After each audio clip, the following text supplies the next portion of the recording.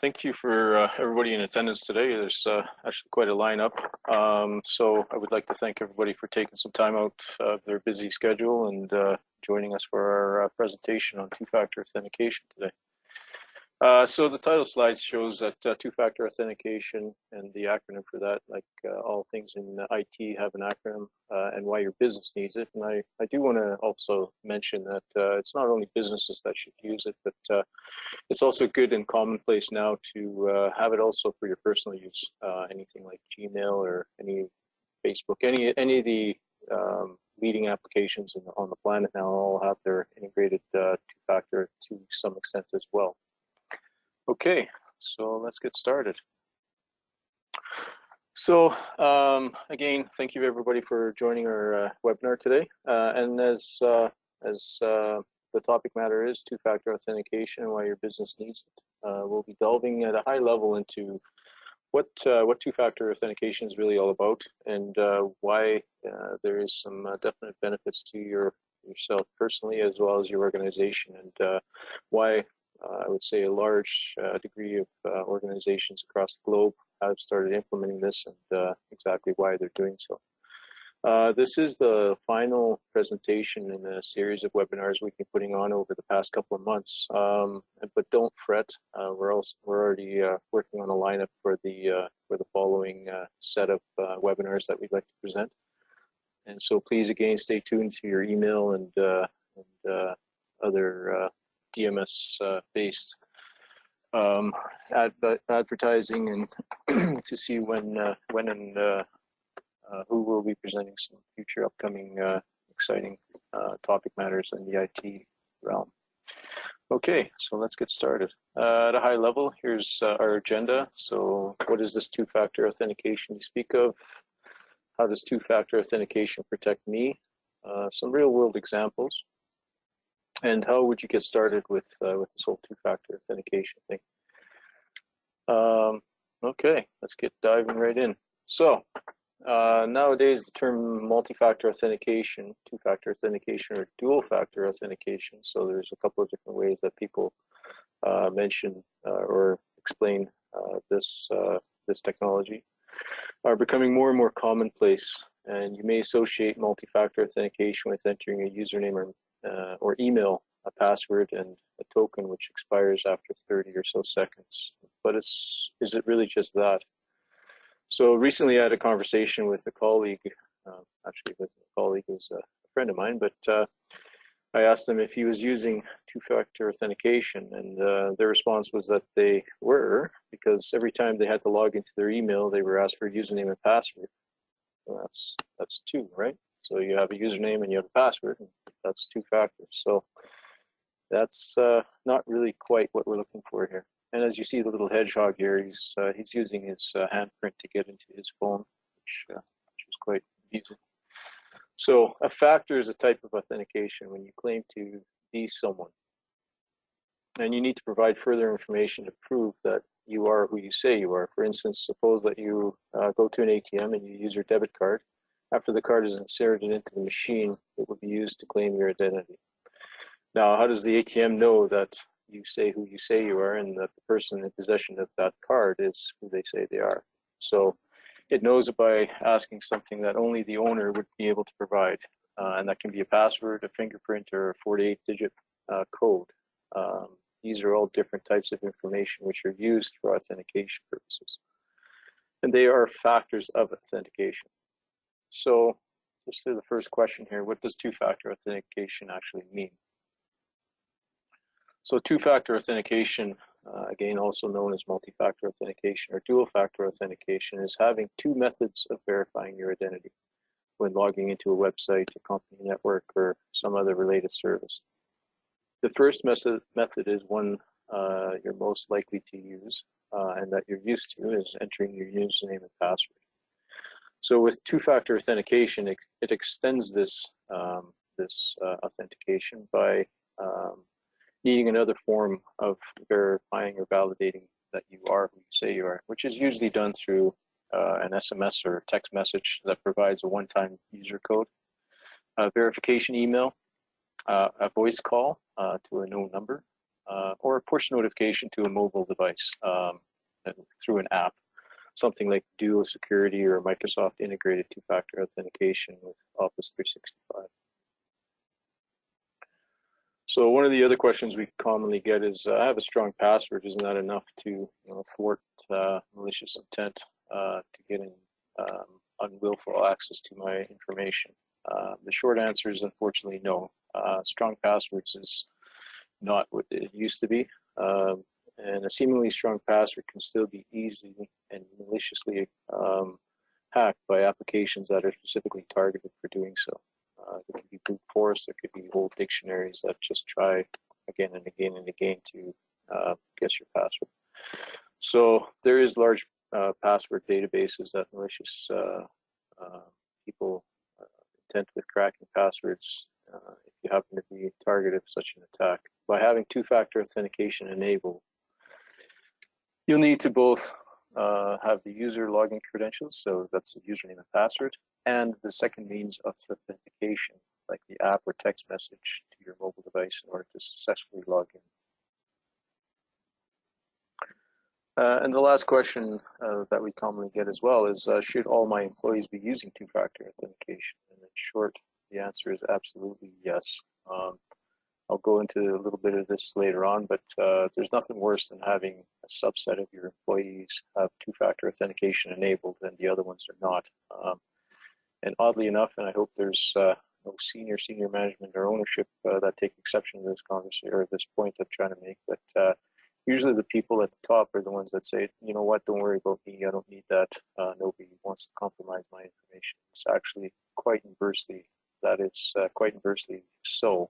Usually the people at the top is the ones that they're trying to target, as they are the most exposed to the outside world. They're the ones that are usually shaking hands and kissing babies and doing stuff like that. So their name is out there more so than, say, somebody that works on the shop floor or somebody that's internal to the organization. So your company's digital assets are only as secure as your weakest link. We say this with a lot of our webinar series that we've, topic matters that we've covered, that your employees are your best line of defense, but they can also be your weakest link. So by ensuring all of your users follow the same security policies and protocols that are set in place within your organization, as well as authentication standards, you're providing the organization the best available security that you can put in place. Okay, so how does two-factor authentication protect me? Well, it ensures that only the people you expect and have authorized are actually logging in. So most company can't, with 100% certainty, say that none of their accounts have been compromised. So if we did a poll today and said, can you provide me 100% certainty that all of your user accounts are completely secure and have not been compromised? I can almost assure you that most organizations cannot provide that 100% assurance. So imagine the value of knowing that your accounts are secured and have logs showing exactly when and where users have been logging in from. So two-factor authentication, most applications actually do provide logging of who, when, and where they were logging in from. And when I say where, it's also geographically. And again, we'll get into that in a second here, where they geographically logged in from. So it helps prevent users from sharing their credentials. So having your employees share credentials with coworkers, which does happen quite often, or worse yet, with people outside of the organization. And yes, that does also happen as well. We've got several different situations where that was actually the case. Again, phishing was one of the topic matters that I covered a while back. And phishing is where somebody tries to pretend they are somebody that they're actually not. And so over the phone, they're like, yeah, I'm so-and-so, I just need your login credentials and just need to get access to X, Y, Z. And some people are so nice and willing to provide that information that they actually do so. So yeah, in order to bypass permission or security parameters is very undesirable to your organization. So implementing another step or a user-specific validation for the login process helps prevent unauthorized access to your environment. This and to ensure people are only accessing resources that they have been given access to. So it also increases your security posture by making your employees more aware. So we find that when a company chooses to implement security measures such as two-factor authentication, it does help to foster employee culture to recognize that security is important for them and the organization as a whole. And you're virtually creating a culture of promoting good security measures. User awareness and training on things like security is one of the best lines of defense, as I mentioned before, that you can implement. And it's also one of the cheapest. So in conjunction, having user buy-in and cooperation is key to making it practical and effective. And education is one of the key factors to obtaining this. So again, sharing the information with your employees and making them understand why this is important. I can almost assure you that most employees, if not all employees, will be on board by saying, yeah, you know what, that's something I want to protect our corporate data. I want to protect our digital assets. It's important to me. This is my place of work. So I do definitely want to be part of that. And like I mentioned earlier, geo-awareness capabilities. So additionally, some of the authentication services allow you to limit the ability for a user to log into an account from a specific geographical location. So for example, if you know that none of your users will ever travel to South Korea or China or somewhere on the globe, I'm not trying to pick on those areas of the world. It could be East Asia, it could be Eastern Europe, it could be Western Europe, who knows? Outside of North America, outside of Canada, outside of Edmonton, outside of anywhere on the globe. If you know they don't go there, then you can actually set a geo security measure in place that doesn't allow them to log in from those geographical locations. So it's just one additional line of defense. So some real world examples. So you might be thinking that two-factor authentication sounds like a great idea, but which services can you use it with? The answer is the scope of applications is increasing rapidly every day. So what applications actually are starting to allow integration with other third-party with other third-party two-factor authentication applications is growing daily. So some of the more common ones that you'll want to consider are your Office 365 Exchange and SharePoint environment, remote access platforms such as VPNs, so virtual private networks, so people log into your environment remotely from home or from the road, road warriors and stuff like that, or virtual desktop environments, or any other protocols or portals that might use to access protected information within your organization. Any file sharing and document collaboration services that you may have implemented or are currently using. And not to be excluded, please don't forget about sites that you use personally outside of work. As I mentioned right from the onset of this webinar, it's a good idea to protect those as well.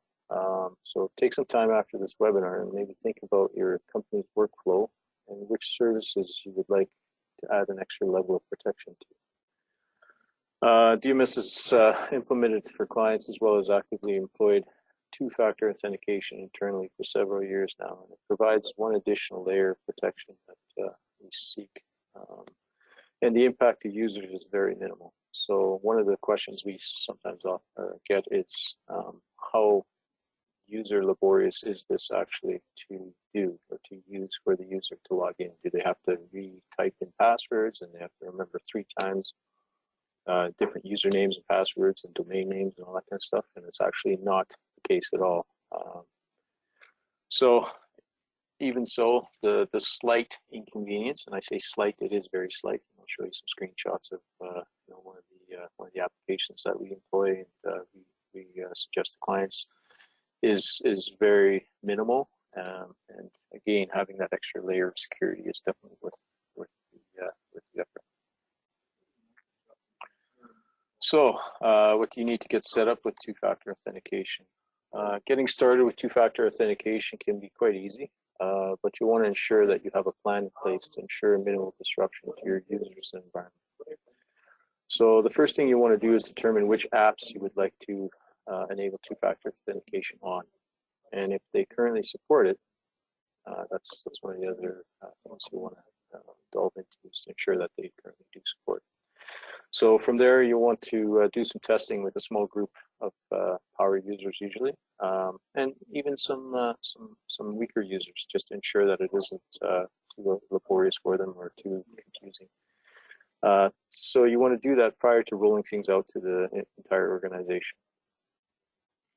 And I should mention that you can definitely selectively deploy two-factor authentication to certain users and or applications, like in the testing scenario I just mentioned, but would again caution you to not roll it out strictly to a few of the users or a few of the people within the organization.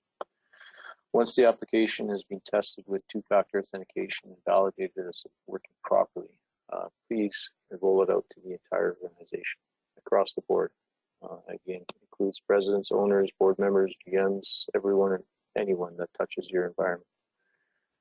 And if you do want some assistance with coming to an understanding of which applications and which applications do support currently two-factor authentication and which applications we would suggest to integrate with them, by all means, please either phrase the question now, or we can definitely contact you after the fact and discuss what you're looking for, and we can go.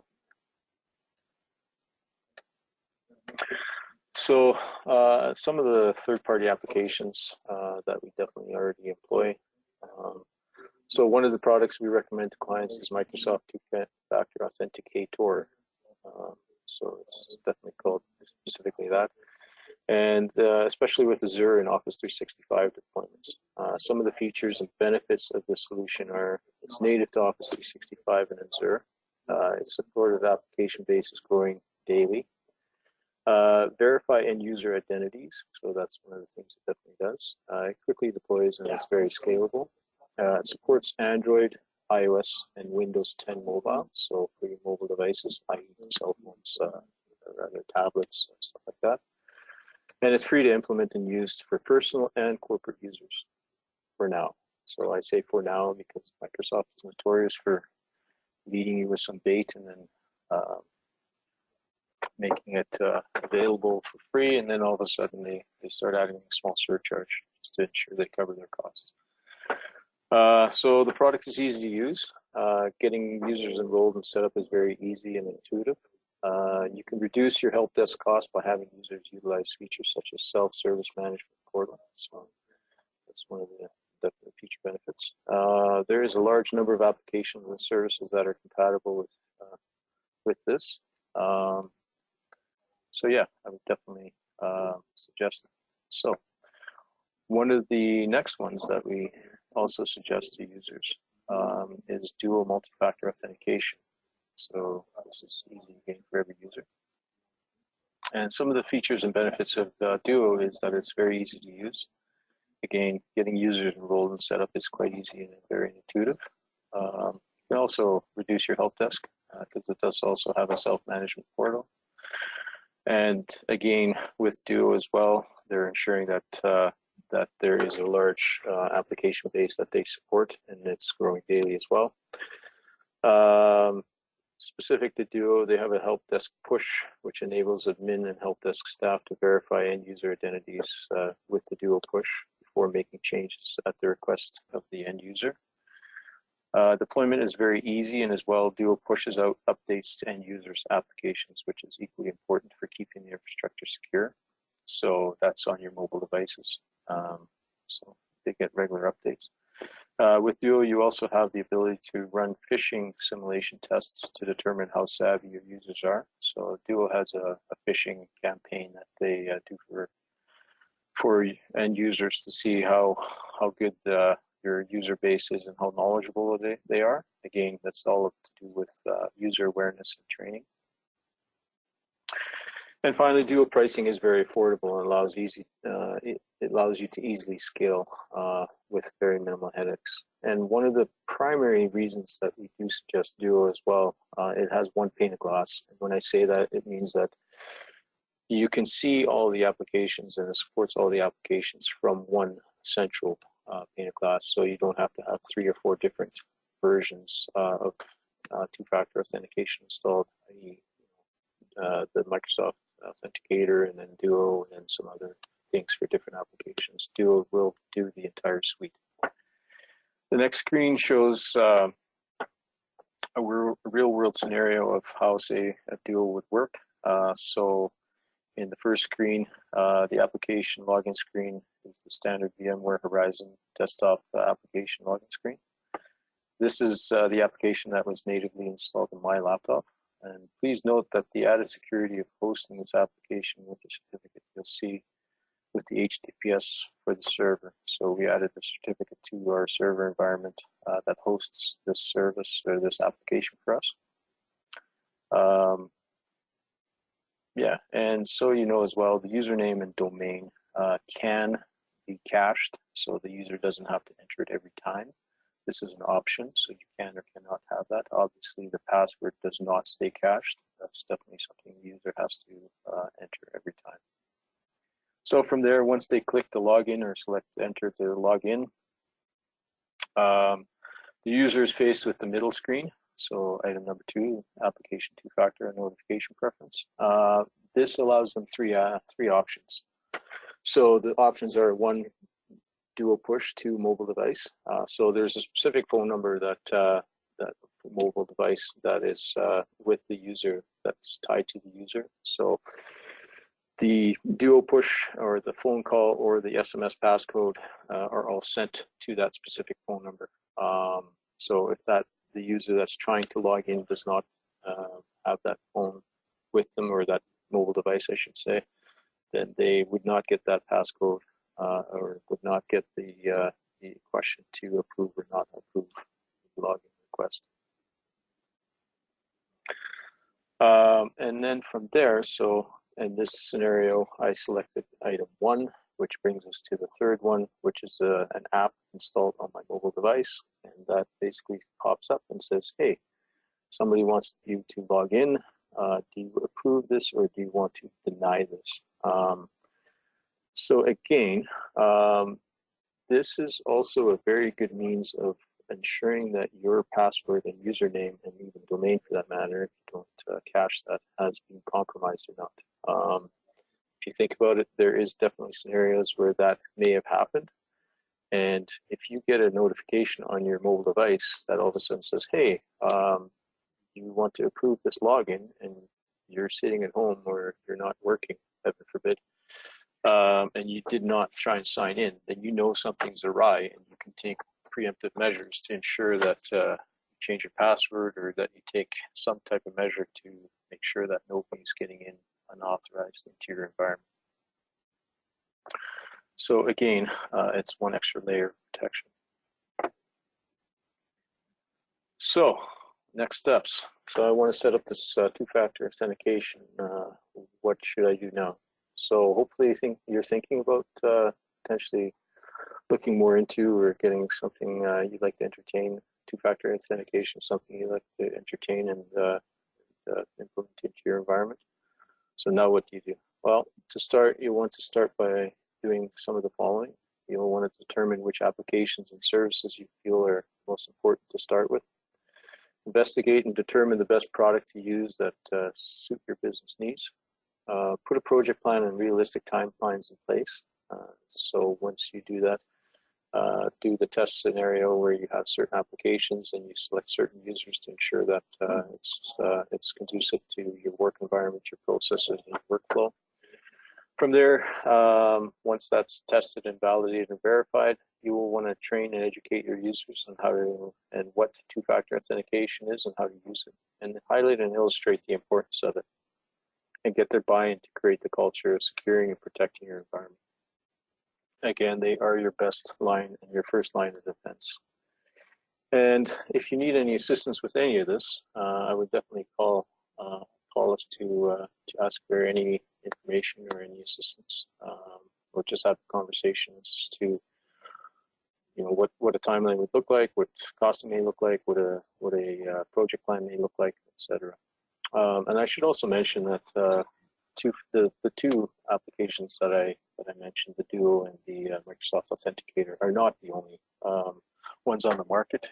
The primary reason we've implemented those two for ourselves, and we do suggest them for clients is because we've done a lot of testing and a lot of trial and error over the years, and we found those two to be the most effective and the most user-friendly and have the biggest application base support. So, and they're very good to deal with. So that's primarily. There's also some hardware versions of two-factor authentication. You may have seen those in the past, where it's a small key fob that provides, a key code every so often, every minute or something like that. Those are very good usually as well.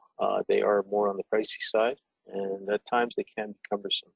If that fob gets lost, you're not logging into anything until that's replaced. And so that can be costly as well. Okay, I think that pretty much covers it on a high level. So again, I'd like to thank everybody for joining us today. Please stay tuned for upcoming webinar topic matters, and enjoy the rest of your day.